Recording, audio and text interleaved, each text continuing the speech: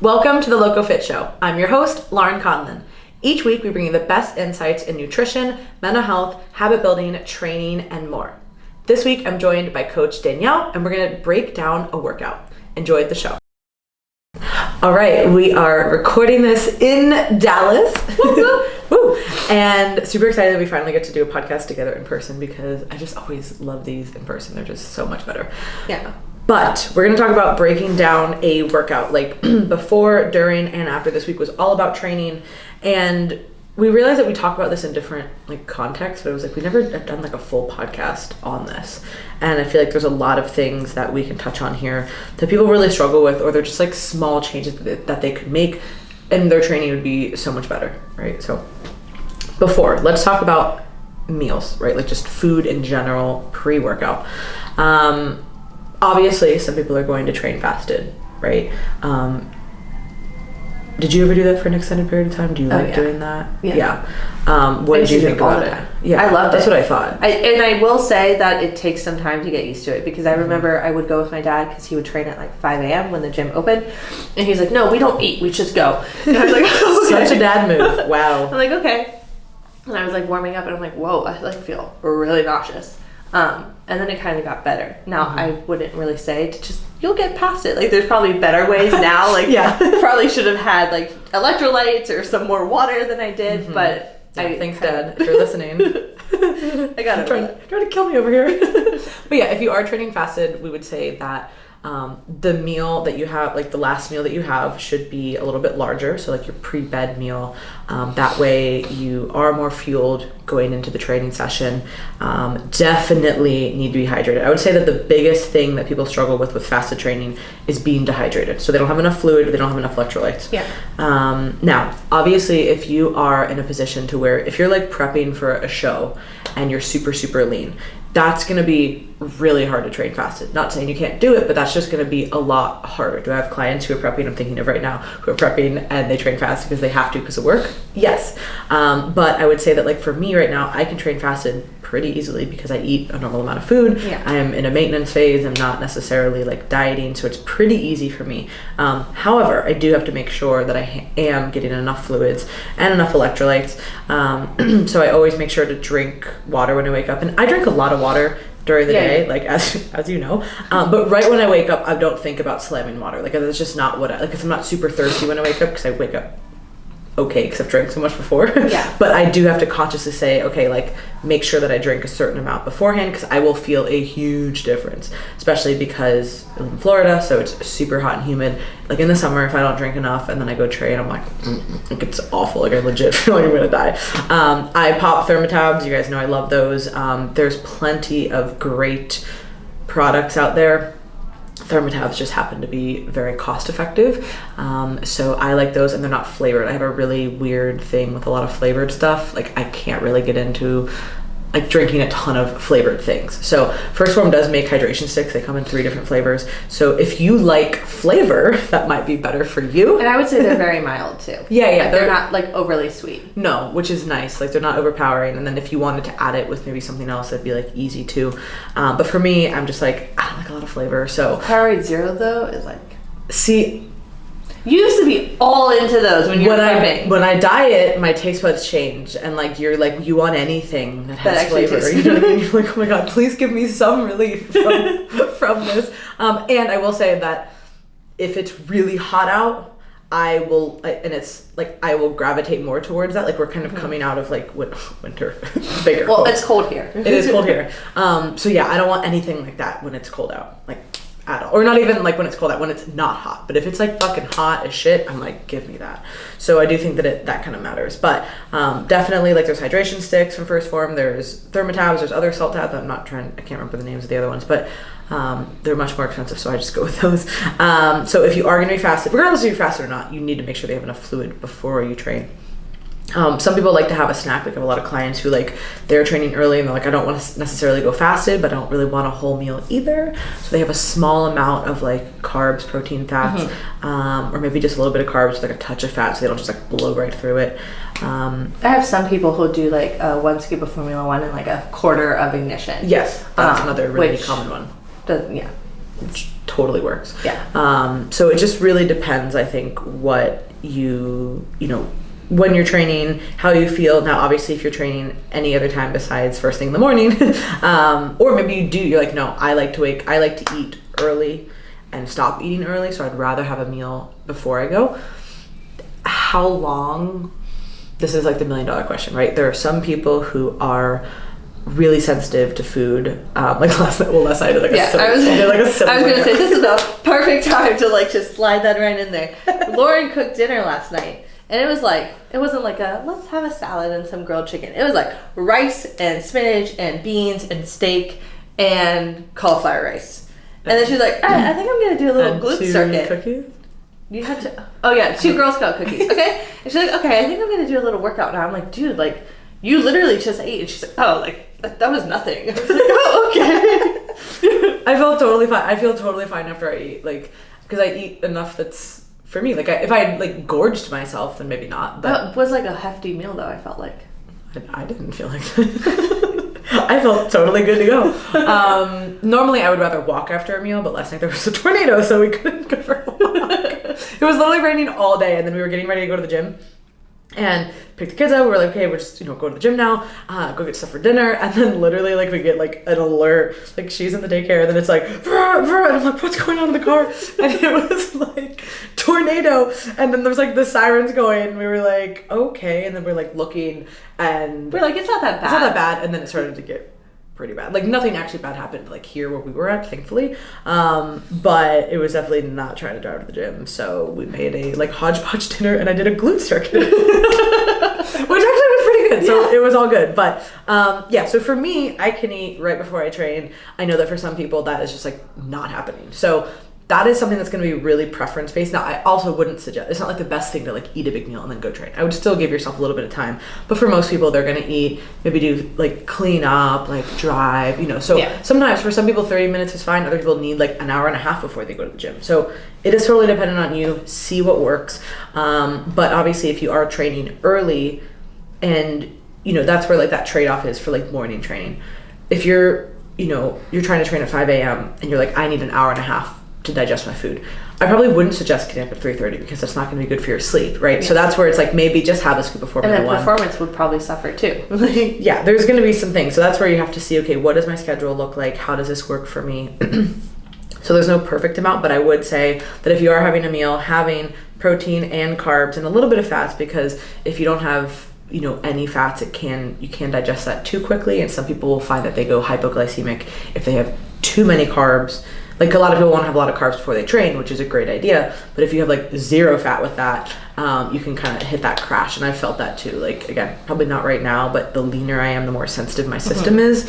I can definitely be like, whew, this was a rough idea. Like I need a little bit of fats to slow down this digestion. Whether it's like a fattier cut of meat, like not like if you have like just chicken and rice before you go train with like no added fats, like that could be like really fast to digest, or like cream of rice with protein or something like that. So get a little bit of fats in there, not a lot because that would impede digestion too much, right? So it is a sliding scale, but that would be meal, our meal recommendations, like we said, so fluids and salt. I know someone's going to ask probably, or like not really type it out, but probably ask in their head, what is that capped amount of fats that you would recommend for a meal? Well, but so some people are going to be eating a lot more fats than others, right? Like typically though, we're working with women who are eating a normal amount of fat, right? Like the range isn't super high. We work with some people who are keto, but not necessarily a lot. So I would say probably keep it like around 10 or less than. So 5 to 15 might be a good range, right? Depending on how many times a day that you're eating. But above that could be a little bit harder to digest. So that's probably a good range, like 5 to 15. But that's a good question. And you're right, people might be asking that because everybody loves numbers. And it's hard to say, okay, because if somebody's having 40 grams of fat or they're having 80, right? But 80 is kind of on that high end of probably what we would have most of our clients doing, to be super honest. I only have like 2 clients that are above 70 grams of fat. Yeah, I just find that body comp really starts to deteriorate when fats and carbs are both present in a high maintenance and or surplus situation. If we're talking about somebody who's on a very low carb diet, not even necessarily keto, but like just pretty carb restricted, and their fats are high, it's very different. But if we're talking about somebody who's eating over 150 grams of carbs, and they're, you know, even really over 100 grams of carbs, and they're having all of this fat, it just starts to just kind of, I find that body comp just does suffer, just anecdotally, but most people can't tolerate that. Of course, the male clients that I work with will certainly tolerate more food overall, so they can do that. But even then, like, I just find that if we're really trying to push body comp changes, having more carbs and protein and timing fat differently is usually better. And I'll see that too, not even with just body comp, but like with their weight on the scale. Like, we'll just make minor adjustments with like, okay, let's bring fats down and add some more carbs, but like calorie range is the same. And they're like, I don't understand, like I wasn't losing weight and now I am. I know, like, you know, that's like the whole argument, like, you know, calories in, calories out, and I'm like, yes and no. Like, if you're on the lower end of a calorie range, I find that it doesn't matter as much, right? If you're in a dieting situation, maybe it doesn't matter as much. It still matters, but maybe not as much. When we're at that kind of upper end, I just don't see that it works out as well. So definitely great point. And somebody certainly would have asked. Now also beforehand, pre-workout, right? That's like the $1 million question. Pre-workout, caffeine, yes, no, pump products, whatever, right? Obviously, if you're doing more of a like bodybuilding based hypertrophy type training, having pump products in there is going to be something that's useful, right? Obviously, creatine is great. That's not necessarily for a pump, but I'm just thinking creatine is a great product pre-workout. Citrulline would be a great product for a great pump product, and then caffeine. You know, everybody loves caffeine. So in a lot of pre-workouts, there actually is going to be like electrolytes, right? Which is part of the reason that you're getting a pre-workout, is that it's going to have all these different things in it. So like if you're looking at, so First Form has one called Project One. It has a bunch of things in there, right? It has creatine, it has citrulline, it has electrolytes, it has caffeine, it has a few other things too. But that's like a full spectrum product, right? So if you're going in for a workout, that's going to be like hypertrophy focused. Like that's going to be a really great pre-workout. But maybe you don't need all that caffeine, or maybe you don't want all of that, right? Maybe you don't need that pump factor. No, if you're doing like a cardio, if you're doing like, that would be like, you're like, oh my god, I'm so fucking pumped, and then like your skin is like bursting, and you're like, this is awful. Like that's not gonna be a good time. So there are some products that are just pump products, no caffeine. There's sometimes that are just caffeine and stimulant based products, or obviously if you're taking just coffee or something like that. I'm certainly somebody who says if you're going to take caffeine, like it's a good time to like bolus it pre-workout. Obviously that's going to make a lot of sense, especially if you're in a deficit. Again, if you're in any type of cutting phase, you want to really prioritize these types of things like carbs pre-training and caffeine pre-training, and also electrolytes and fluid are going to help dramatically. You may be able to get away with it again in a non-dieting setting. You know, if you can't do a workout without caffeine, like that's a little mental, right? If you are eating enough food, like that is very mental. And it could just be like what you talk about in your Delaying Caffeine YouTube video, where it was like, this is like a habitual thing. Like, yes, now that I do decaf coffee in the morning, I like don't really miss it. Like, cause I wasn't doing it before, cause I was like, there's no way I could delay caffeine. Like I can't wait an hour and a half and not have anything. But now it's like, okay, I could go a whole day without having decaf coffee. So it could be without having caffeine, without having regular coffee. So it could be that they're just like used to dry scooping Project One, and like this is always something that they do. Bro, y'all are nuts. First of all, people who fucking dry scoop pre-workout, especially something like a Project One, which is like a big ass scoop, y'all are insane. Just saying on the record, like I can't do that. Also, I do enjoy the taste of that. Like they're not everyone, you know what I mean? But like there are certain ones like the grape popsicle. That's the best. I love that. Especially during prep, I'd be like, I just want to drink this. But there's like 300 mg of caffeine, so I'd just be like, great popsicle all day. Like fucking losing my shit. So yeah, don't do that. But pre-workout, I do think that having caffeine before you train is certainly a good idea if you are somebody who does ingest caffeine. Is it necessary? No, and it could be a habitual thing. So if you find that you're just like creeping into this really, really high amount of caffeine intake and you want to, you know, maybe change that, or you want to say, hey, you know, maybe take a little bit less pre-workout and then take some later, or you're like, you know what, I don't really need it the rest of the day. I really like it before I train. Then who am I to say not to take it? You know what I mean? It's just going to depend on you. So, but it's certainly a good thing to have, especially if you are in a deficit. Timing caffeine and carbs before training is going to help a ton. And then lastly, the mindset going into a session. I think a lot of people, and I'm super guilty of this, when we have a lot going on, it is so easy to get to the gym and be like, oh, I got this, like I have like this work thing I have to be doing. I have to like go do this later. I'm checking my phone. There's this text that came in. Let me look at my email. Let me post this. And you end up, you were so stressed about not having time to go to the gym that you actually ended up spending more time because you were like looking at the other things. You know what I mean? And obviously there is a time and place for like rest periods, like rest periods are super important. And I'm not saying that you can never check your phone when you're at the gym, like fucking put your phone. No, like obviously you can, but there's a big difference of when you're doing that versus when you're really distracted and you're going in there and you're now not able to focus on your workout at all. Like I know you've had workouts like that. And you're just like, okay, I'm literally thinking about everything but this, and now I'm having a shitty workout and I'm just having a lot more anxiety, like nothing is helping here. Where instead, actually channeling that time, like, hey, even if it is like 30 minutes, like I have 30 minutes that I can work out. Like if I actually go in here and I'm not thinking about all these other things, you're actually able to like really like kind of reset, you know, and you're able to have a good training session, and you're mentally able to like move past whatever you're stressed about. And you're probably going to come back and be able to tackle that a lot easier. Oh yeah. So I think that the mindset before training is really key. And then obviously if you're training for performance, it's a whole different thing. You know, you have to get a little bit more hyped up, a little bit more dialed in, you know, in that zone. Or if you're just kind of having a shitty, like low energy day, like you might need to like listen. Like people, you know, after work or whatever, like, oh, I'm so tired. It's like, yeah, maybe you like need to get, like pick a fucking playlist, like blast that shit on the drive over, like get hype, like hype yourself up. You know what I mean? Like we've all been there where we're like super low energy, like I don't want to do this, and then like your favorite song comes on or something, and then you're like, okay, now I'm ready to go. Like you can create that energy. I'm not saying it's easy, but don't make it hard on yourself. Be like, oh, I'm so tired, I don't want to go to the gym, like I'm just gonna pout about it. Like, no, if you set this goal for yourself, like I'm going to the gym today, what can I do to make this better? Create that energy for yourself. Because it's certainly not gonna like just come out of nowhere, like especially if you're going really early or really late, like it's not gonna happen. So that's before. Yeah, and I find too that even if you had that like low energy, once you actually get there, it's so much better. And there are times, like don't get me wrong, where you're like, okay, well this was the worst workout ever, and like that was still really bad. But more times than not, you're able to kind of flip that around. And then you feel way better. And you're like, wow, I'm really glad I went. It's like always like that. I find that it is always those sessions that you're like, oh, I don't want to do this. Don't want to be here. Like you're just kind of in your head and down about whatever. That those end up being some of the best sessions. Like when you've mentally wrestled with the idea of, I don't want to be here. And then you get past it. There's just something that is so like intrinsically rewarding about that.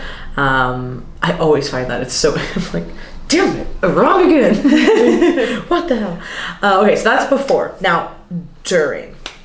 We do talk a lot about intra-workout carbs, you know, with some of our clients, and this is not a necessity, but it certainly is something that can help. I find that it helps the most in two groups. One, helps with dieting client. Hear me out. I know I've talked about this before, and people are like, what?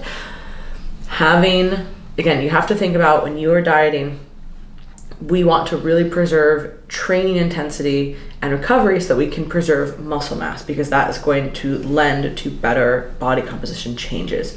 So if we can give carbs pre-workout and a little bit intra-workout to not necessarily boost the session, but it kind of like allows you to maintain that intensity instead of kind of like fizzling out. Almost everybody says the same thing when they have intra-workout carbs. They're like, instead of like fizzling out halfway through the workout, just kind of like hitting that wall, I was able to maintain my intensity the whole session.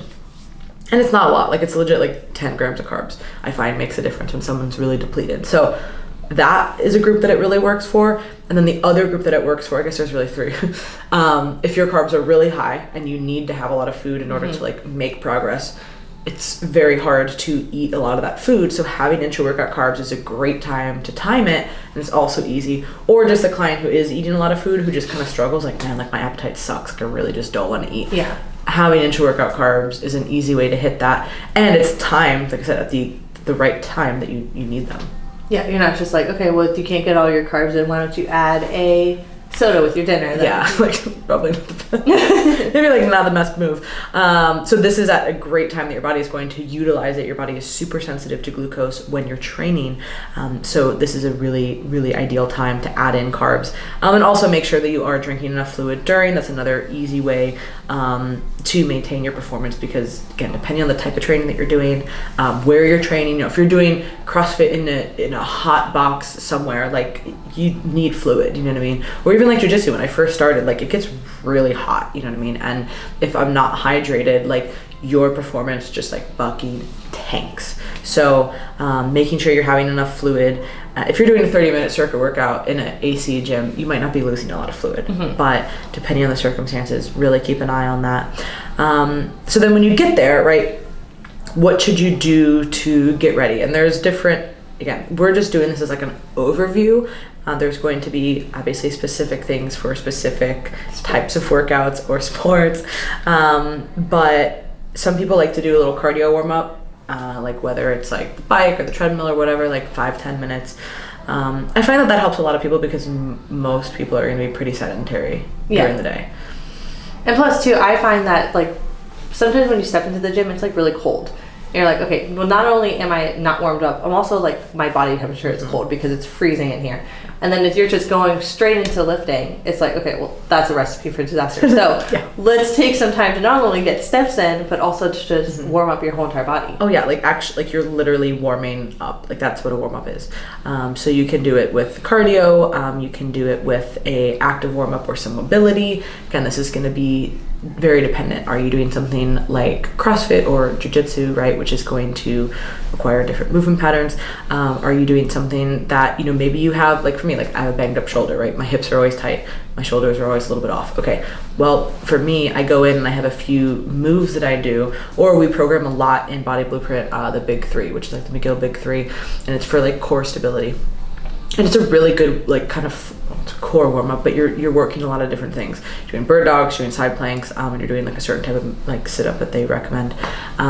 So just doing stuff like that, like 5 or 10 minutes of cardio, I do that, and then I do a few other little stretches, active warm-up. It can be done in 5 minutes, but 5 to 15 minutes, and now I'm actually prepared and ready to train. I know I used to just go in there when I was younger and just fucking do whatever. Now that I'm 30, I'm just kidding. I really am though very injury prone. So I found for myself that like just going in and lifting, while that sounded like a great idea. I do that sometimes still though too. I'm just like, daycare closes in an hour. I don't have time for bird dog shit on the floor. I know. But for me, when I don't do anything, then I get I regret it though. So I'm like, right, you're like, my back hurts. You're like, I'm not recommending. 10 out of 10 would not recommend, but I still do it. Yeah. And you're like, why does this hurt? I don't know why. And then you're like, oh, well, I know why. So taking those 5, 10, 15 minutes, of course, if you have a lot of issues or something very sports specific you need to work through, maybe you need a longer warm up. But for just as like a general basic thing, 5-10 minutes, you can get a lot done. And then you can get into lifting. And the one thing that I really wanted to touch on here is the idea of like warm-up sets versus working sets. And so a lot of times, so say like we program 3x12 on shoulder press, right? A lot of people will just be like, this isn't enough. I need more. You're like, okay, did you just do like 3x12, whatever weight that you picked up? The first weight or 2 or 3, or really depending, like if we're talking about like a back squat, that's especially with how heavy you could go. I mean, if you're only lifting 90 pounds, obviously that's exactly like different. Meaning, like if you're doing a back squat versus like a lateral raise, well, obviously there's going to be a big discrepancy here, right? Like I can only lateral raise fucking so much weight, and that's probably not going to change a lot over time. Whereas squatting, like I can squat a substantially, obviously higher weight, and I'm not just going to go in there and be like, oh, it's 80% today, load that bitch up. No, like I need to do some warm-up sets. But even with, let's say, like a shoulder press or a lateral raise or whatever it is, if it does say 3x12, the chances are there's probably at least one weight that I would use before. Maybe not if it's my 5th exercise of the day. If my 5th exercise is lateral raises, like I probably know where I'm at and I can bust out my 3x12. But if you're just getting started, or if it's really easy, like push yourself that day. Don't be like, oh, did a set of 12, I could have gone up, but we'll count that. no, that's then a warm-up set. Yeah. You should be doing more. So I think a lot of people... That's people... why it's good when there's RPEs listed on a training plan yes. too. Yes, RPEs are super helpful because they not only allow you to really, like, they allow you to challenge yourself, but they also allow you to adjust based on that day. You know, like, some days you're really feeling it, other days you're not. And I think that it's good to have an RPE in mind because, okay, like, what should this be? Because last week I might have done something that could have been like the same weight, could have been a 5 RPE or could have been a 9 RPE. And now I'm like ready to like fucking die because I did that. It's like, okay, the whole goal was not to be at a 9 this week. Maybe it is like that. Maybe that's next week though, right? And that's what like progressive overload and changing programs is all about. So understanding though that like you may or may not need some working sets depending on what you're doing, what movement you're doing, where in the workout you're doing it. But I do want people to recognize that like if it's something is listed as like 3x12, that should be a hard 3x12 depending on what the RPE is. But like if it's an RPE 7, like that should be like I'm working for this 3 sets of 12, and it shouldn't be like okay. And again, I'm guilty of this too. Like if that's 3x12, I want to fucking get in here and get out of here. But ultimately, I'm just cheating myself, and then I can't complain when the program isn't working or it's not enough because I wasn't actually pushing myself. And so typically, again, workouts are going to really vary depending on who you are, what you're doing, what your goals are. But you're typically going to do some type of movement or maybe like a little circuit in the beginning, just kind of get the activation patterns going, depending on if it's an upper body or lower body session. We like to program those a lot. I really like that, even if it's just one thing, but sometimes it's like a few. I find that helps a lot, like just kind of get, again, it's kind of extension of that warm-up, and I'm getting a little bit more work than like the warm-up would have been, like where it's just kind of like mobility and like everything like that. And now I'm actually starting to work, but I'm not really fatiguing myself too much. And that's you don't, the whole point of doing something light before is not to be like trash so that you can't do like the compound. Because I'll see that in Body Blueprint. There'll be like little like, we went that one time when you were here a couple months ago. There was that like split squat jumping thing. But it wasn't like let's do plyometrics and like totally trash our body before we go and squat or hip thrust or whatever, or anything too heavy. There's typically 1 or 2 movements that will be in there. Sometimes we'll do like a circuit of 3, but it is really like this past one was like a staggered squat to like regular squat. So like staggered stance one side, staggered stance other side, and then regular stance. So you do like 30 reps, you do like two rounds of that. Okay, now we're moving to the main thing. And then you're going to move typically to a compound lift or 2. Again, this is going to vary tremendously based on what type of training that you're doing. Are you strength focused? Are you hypertrophy focused? Are you not? Like, regardless, there's probably going to be some type of compound lift or something that is just going to be more movement, heavier weight. And then you're going to go to your accessory work. And that, again, will vary greatly depending on your goals and your time restrictions, right? Are you going to superset stuff because you don't have as much time? Are you somebody who really can't tolerate a lot of volume at once because you can't recover? So it's going to just depend on you, but that's pretty much what we would say. And then a cool down. Like, what did you want to talk? I know we wrote that down. What did you want to talk about with the cool down? Like at the end of a workout, like what would that look like? Well, I was more so just saying that so we're not just like, great, did my last set of squat and I'm gonna go sit in the car for 30 minutes and drive home. And you're like, why can't I like get up? You stand up and you're like, oh shit. So, and sometimes I know what Ryan used to do is he would program like cardio after a workout, and that would be just like a nice little, just a movement to get blood flow like going again after you just did a really intense like just weight training plan. And it doesn't have to be a lot. It can be just a few minutes again on some type of easy cardio. You can do some breathing, right? Like to just bring your heart rate back down. You can do some light stretching. If you have access to a sauna, you can do the sauna. I love the sauna after training, so I kind of hit 2 birds with 1 stone there. So I will do like, I'll finish my session and then I'll do the sauna, and then I'll also incorporate like meditation and breathing in there. And it's like a nice cue for me to like do that. So that kind of just gets everything like, okay, now I'll just wrap up this workout. I don't always get to that, obviously, but just doing something. Again, it can be as short as 5 minutes.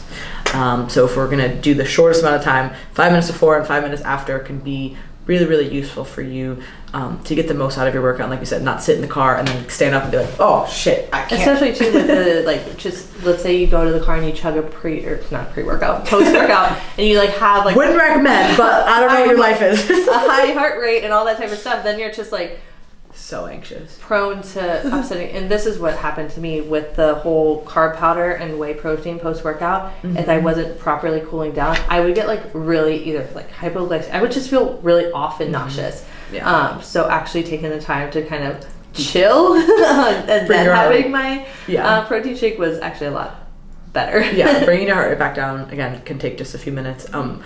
And even if you're just doing some breathing stuff and a few leg stretches, like that might be perfect for you. So kind of see what works for you. And then a question, this is kind of just like a miscellaneous question. I guess we should probably add that to the end with other considerations, but I already started talking about it, so we're gonna go for it.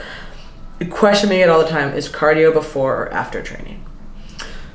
A lot of people, best case scenario, splitting it up. If I had to say based on, if you could ask me what is optimal, I would probably say separating, like true cardio, not like the warm up and stuff. Like doing training session first and then going in the afternoon and doing cardio. Is Yeah, that what you or mean by vice versa. splitting? Yeah, if somebody were to say what is optimal, I would say splitting up cardio and weight training, certainly. However, People have jobs. Yeah, people have jobs, people have lives. And if you're only doing a few cardio sessions a week for, your health and not like a high amount like a competitor would be doing, that might not be something that is feasible for you. So I don't really have a perfect answer here as far as what is better. Again, I would say that probably optimally it would be weight train first, then cardio, just based on how much, glycogen storage that you're going into with the session and all of this, and just kind of how much intensity you'll be able to give. However, if it's a matter of, so optimal, splitting them up. Next best is doing cardio after weight training and then cardio. Last, but still important, if you're gonna weight train and then not do your cardio, because now you're like, fuck this, I wanna leave, well, that's not really great either, you know what I mean? And if we're talking about doing steady state, like if we're talking about 20 or 30 minutes of steady state, you can do that and then go lift weights, you know what I mean? Like it's not gonna be the end of the world. Yeah. So I would say that it's definitely better to do cardio probably after your training session. However, from an adherence perspective, if you're just gonna completely not hit any cardio targets and do zero during the week, I would rather you do it before your session. Yeah. And I would say, so I remember with not only Body Blueprint, which is other past training plans, we would put cardio after leg days, like hit cardio. Oh, that's different. I would never do it though, because I'm already, we did through like multiple sets of there's whatever, a reason for that. And my legs are toast and I would just skip it. However, I would find that I could do it on upper body days and be fine. Like I just had the energy and motivation to do it on an upper body day. I know that's not ideal, but at least I did it. Yeah. Well, the reason I've always recommended that, and it sucks, but HIIT is a lot more like weight training than steady state is like weight training, right? So when we're talking about HIIT cardio, we want to pair it with something that is as challenging, right? So it's like a hard session. Because otherwise now if you pair it on an upper body day, now upper body session is just as hard, right? Yeah. So it's just like now you have no recovery. For people like me who have kind of I have lower recovery, it was always much more taxing for me to do that. But probably now I could probably do it because I just train less, like realistically speaking. Yeah. So it's really going to depend. I'm still going to say that that's optimal to do it after leg day. However, if you're not doing it, right, and you need to do HIIT cardio, I would say, and you recover fine. Yeah. Then that's where that that's where variation comes. Like, hold on, let me pull this word out of my ass that's not coming. I can't think of it. Individuality. So. Yeah, that wasn't the word though, but we're all good. That's where everybody's unique. We're all special. That's what the Starbucks lady told you. You're like, I'm special because my name starts with like the ends with an I. So special. She's like, everyone's special. Okay. I didn't even hear that. Yeah, she was like, I've never seen anybody with this name, and I was just obviously joking. I'm so special. But after I gave them my other coffee, I wonder if that girl took that. Anyways, she did. She does anybody drink? Okay, so y'all know I'm like Team Nitro Brew through and through. But I will say, and this happened to me twice now. When they first switch the can, like the first one that they pour is like, it's just not that good. It's just a little. Also, any bartender out there would know that when you switch a keg, you're throwing away that first cup of beer. Yeah, so and I was they should do that. They're just being cheap. Wah. And then this happened the other day with me and Sam, And so then Danielle was like, she doesn't like this one. So then this girl was like, I'll take it. So, which I totally get. So like, whatever. So I'm glad she got it. These are $5 nitros. I know. I kind of felt really princessy doing that, but it was like my second one in a row. If your mom was there, she would have done it. That's true. But that's also my mom. She'd be like, that's not what you wanted. She actually wouldn't be able to taste the difference. She's like not a coffee snob. Which is hilarious. But she would have stuck up for you. Yeah, that's true. That is true. Always. All right. So that is before, during, and now after. There's just a few considerations here, so nothing too crazy. But obviously when we're talking about food, again, definitely want to have protein and carbs as a way to recover. Now, one thing that there's a lot of people who are not going to be able to tolerate food after training. I know a lot of people who do not have an appetite after training, or they just really can't digest a whole food meal and they're just like, oof, like I really can't do this. So that's when a post-workout shake is going to be great, super easy. You can literally make it before you go to the gym, just fill it up with water. It's good to go. It takes 5 seconds to make. You can add a carb powder if you want. So like First Form has Formula 1, which is their hydrolyzed isolate, which is super easy to digest. And then they have Ignition, which is their carb powder and other micronutrients as well. Added multivitamin. Yeah, essentially. So you're repleting some of those vitamins that you've depleted. So that's really easy. A lot of people love that. And what I also found too, and me and Karina have talked about this too, especially again in a dieting scenario, everything really has to be like dialed in a little bit more. And especially in that situation, I find that I'm somebody who's really hungry after I train when I'm dieting. So if I don't have something like that, it's like I get home and it's like I want to tear apart the pantry, you know what I mean? Whatever's in there, I'm fucking eating it. So for us, having that shake would kind of like make things more neutral. And then when it was time to eat an actual meal again, we were like not psychos about it. So, and it's also just, again, for me now, like there's so much practicality here because my hunger is pretty regulated at this point, but I'm just also like busy and don't care about food as much. So for me, having protein shakes is a lifesaver because I can actually get my protein in without really thinking about it. And I just mix that up, good to go. I have, depending on what your goals are, you can have 30 to 40 grams of protein, and it took 5 seconds to make. And it's not super thick too, which is why I love Formula 1. Yes. I'll do 2 scoops and it's like 8 ounces of water, not like level 1 where I love it with like oats and smoothies and stuff like that, but 2 scoops of level 1 is like, whoa, like I just had a little. Yeah, you gotta have like a significant amount of fluid. And it's just a lot thicker because it's a blend. So, but some people, you know, just depending again on when you ate before, you know, did you eat like right before you went and trained? Maybe you don't need to eat something right after. You know, having a meal again afterwards with protein, carbs, and lower fat is going to be ideal. That's kind of the theme pre and post workout. Yeah. If you are on very low carbs, I would say that having pre-workout carbs is going to be more beneficial. That would be my suggestion. However, I recognize that there are some people who would say post-workout carbs are going to be more beneficial. For recovery. For recovery. So I would say the pre-workout is going to help with your training intensity, and the post-workout is going to help more with recovery. Depends on what works kind of for you. Obviously, best of both worlds is going to be carbs before and after. Ooh, bless you. That's such a quiet sneeze. When I sneeze, it is like, whole room is shaking. We're recording, so. So you're trying to be dainty. Ooh, I sneezed. So yeah, that's, again, if you had to pick one, I would say before, but some people would be doing after. And I usually recommend for clients to do a shake regardless after. Yeah. Just because most people don't get enough protein anyways, and if you get, and it's like 20 grams a scoop. I mean, even if you eat a lot of protein and you went 20 grams over, I would be okay with that type of thing. It's definitely beneficial, and most people are not getting enough protein. There are the rare exceptions, but most people are not. Yeah. And it's just also the hardest thing to prep and all that. So definitely can't go wrong with a shake afterwards. Now, if you didn't listen to our cooldown recommendations, right, and you did just have to like leave the gym, say you are on a time crunch and you're like, yeah, I just gotta get the fuck out of here. Like I did my workout, I gotta leave. Sometime after, you know, try to go for some type of a cool down, right? Go for a little bit of a walk, whether, again, it's like 5-10 minutes, something like that.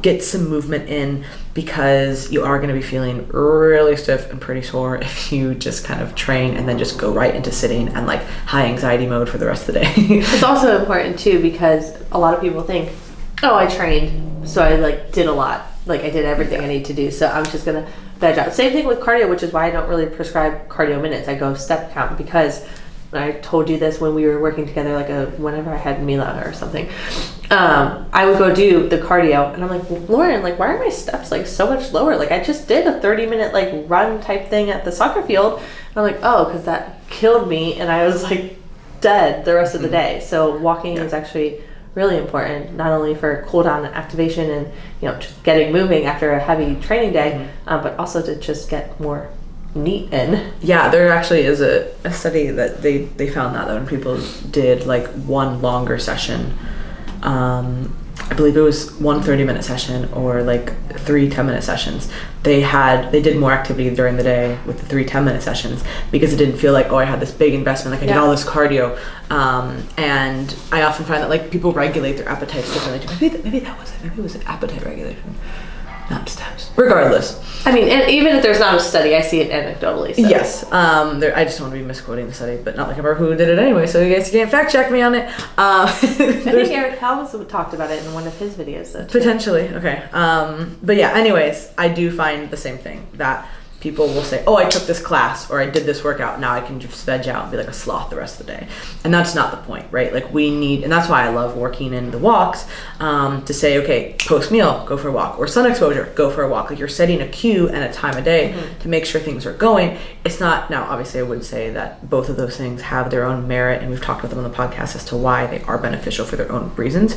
So we're just trying to stack like a lot of quality things together. Yeah. But I also find that having those cues, oh, it's AM, PM sun exposure, or oh, it's post walk, that allows people to actually get into that rhythm, and they say, oh, I do A, now I do B, and it actually keeps them on track to do it. So yeah, don't just do a workout and then just sit around for the rest of the day. And that is a huge reason why overall NEAT drops down, and why people really kind of struggle to, it's so funny, it's like, okay, so you're doing all this activity before, and then all of a sudden like we add cardio and now you're less active, like wait, doesn't make sense.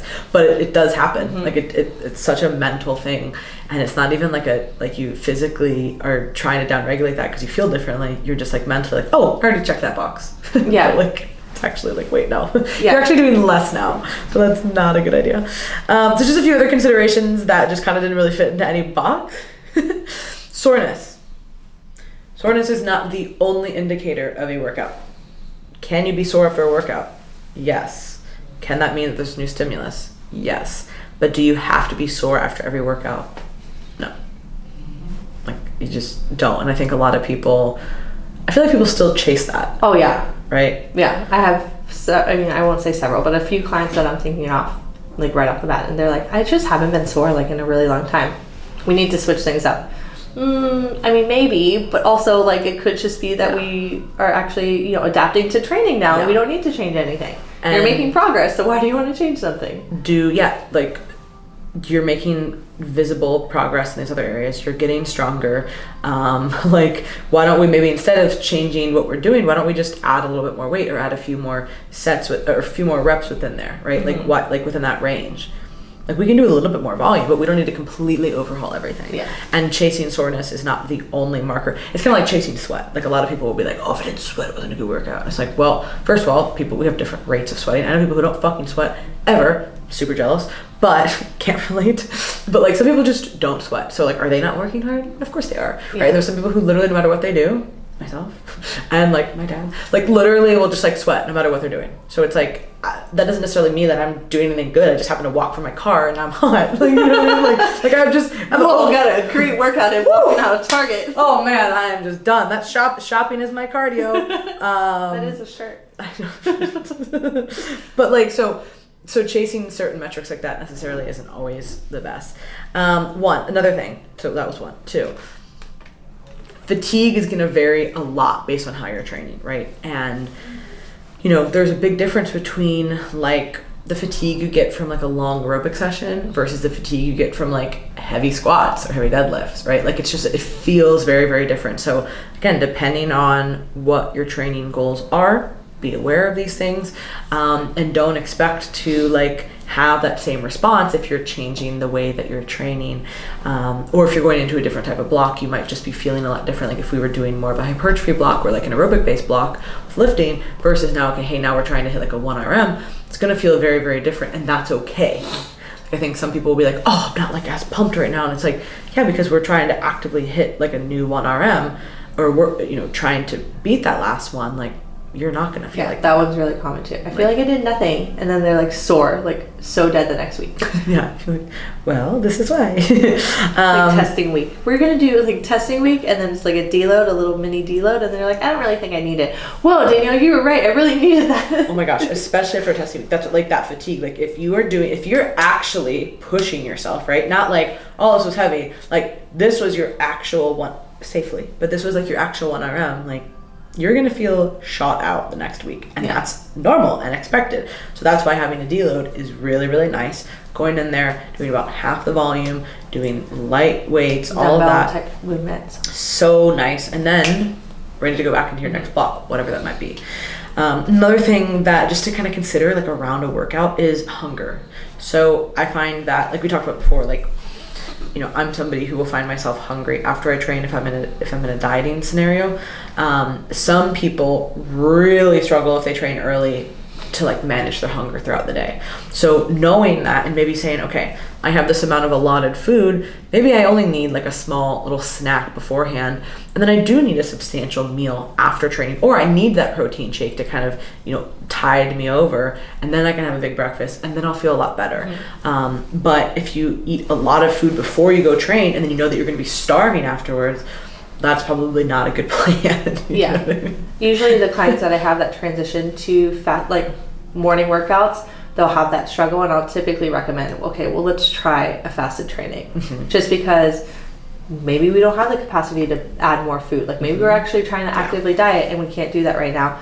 So usually training fasted is kind of that thing will kind of bridge the gap. And sometimes it doesn't work, and we have to have a meal, but at least we tried, and then we were able to kind of and that's where coaching comes in. Okay, let's adjust this, let's try that, and really listening to the client's feedback. And then lastly, sleep can certainly be altered if you train late. So I know for me, my jiu-jitsu classes are at night, very late. I've talked about it before, and it really kind of like rocked my fucking world with like sleep and all of that, because I never really experienced anything like that. I'm under fluorescent lights. Obviously I'm training pretty hard. My mind is very active. Well, that's debatable, but just trying to be active. And like I'm very hot, I'm doing a lot, so it can really like I can hit a certain point where I come back and I'm like, man, I'm really tired, or I'm fucking wired and I'm ready to go. So when I find, for me, if I'm going to train late and I want to make sure that I can go to sleep, you know, relatively soon, what I do is I come back and I have only dim lights on in the house, kind of like, I don't have like my overhead bright lights. I have just kind of the softer bulb lighting. That's one thing that's important. I will take a hot shower, because if you take a hot shower, then your core body temp has to cool down, and that will help you get into sleep. My classes are very late, so I've already pretty much eaten all of my food for the day, and I'm not training so intensely that I like need to eat like a lot afterwards.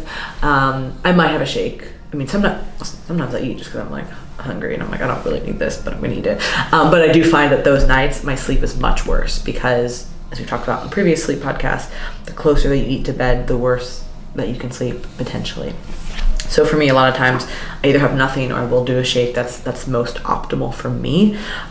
So this will be different for everybody. And again, just like some people have to train early in the morning fasted, some people have to train late at night. And that's the way that their life works. Or they just like that. Maybe they do actually enjoy that, but they find that their sleep can be altered. So I would say, trying to keep the lights dimmer, hot shower to adjust your core body temp, and then, play around with food intake, because it's going to vary for a lot of people. But like I said, my classes are significantly later. So most people I feel like are training late, aren't training that late when they're lifting. So did you get out at what, 10, 11?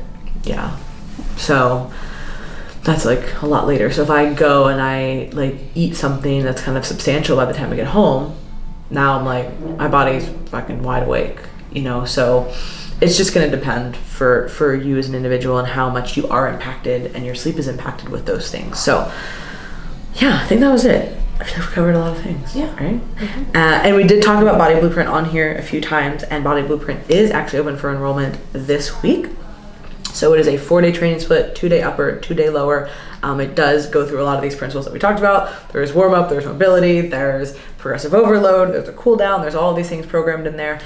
We work a lot off of our PEs as well. It's a really great training program, and you get a new one every month. So really can't go wrong for that. And it is For $20 for too? $20 a month. $20.99, but still. You literally cannot beat that. It is a incredible program that is actually like properly programmed. So we have links to all the exercises too, so if you're like, I have no idea what this is. It's right Boom, in there. click the link. Yes. So we will put that link to subscribe in the show notes, and that is open through Saturday. I'll be sending out the program on a Sunday. So you guys have a few days to sign up. Also, if you don't get the program, please let us know. Yes. No, it's so funny. Like people will be like, oh, I didn't get it. And like 2 months later, and I'm like, I didn't, like, why? I don't know why this happened. Like I've sent it to you. Pay for no service to send this out, and it I doesn't know. send it. Oh my.